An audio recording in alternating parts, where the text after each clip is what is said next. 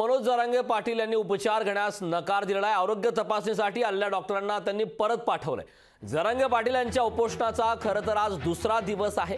मनोज जरांगे हे उपोषणाला बसले आहेत। आज उपोषणाचा दुसरा दिवस आहे, मात्र मनोज जरांगे पाटील यांनी उपचार घेण्यास नकार दाखवलाय। डॉक्टरांच्या पथकाला जरांगेंनी धुडकावून लावलंय। जर असंच राहिलं, उपचार नाही घेतला, अन्न नाही घेतलं तर त्यांच्या प्रकृतीला धोका होऊ शकतो।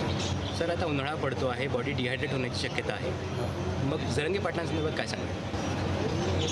आता त्यांनी लवकरात लवकर अन्न आणि पाणी घ्यायला पाहिजे किंवा उपचार घ्यायलाच हवा आहे, कारण त्यांच्या प्रकृती चांगली होण्यासाठी ती गरज आहे। डॉक्टर म्हणून तुमचा सल्ला काय असणार आहे त्यांना?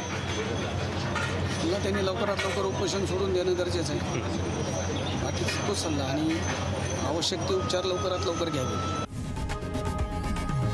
लोकशाही मराठी ऐका, पहा, जागरूक रहा।